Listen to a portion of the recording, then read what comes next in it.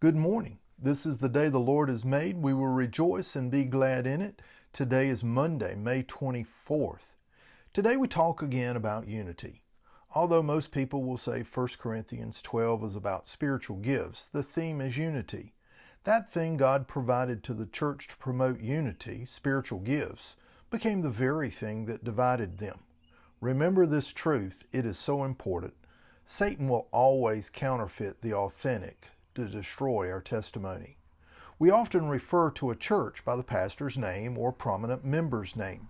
In Western culture, we identify the church by the building. Notice as I read that God composed the church, and He fits it together for His purposes. Let's read 1 Corinthians chapter 12, verses 23 through 26.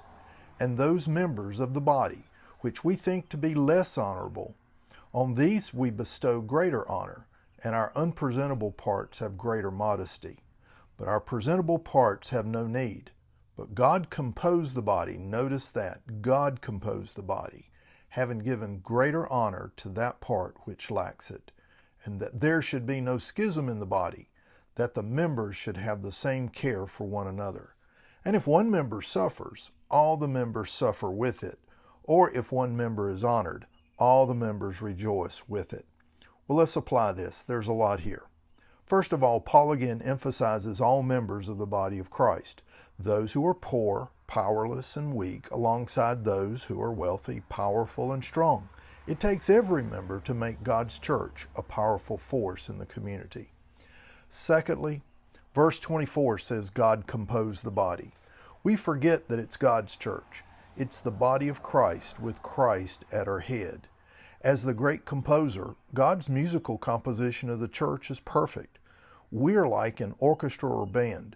We play it to the composer's expectations, or many times we venture off the track.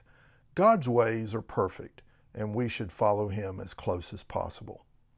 And thirdly, as a unified body, we all suffer when one suffers, and we all rejoice when one is honored. The community will know we're Christians. How? By our love for one another. Today is Monday, May 24th. Love God, love people. Love never fails.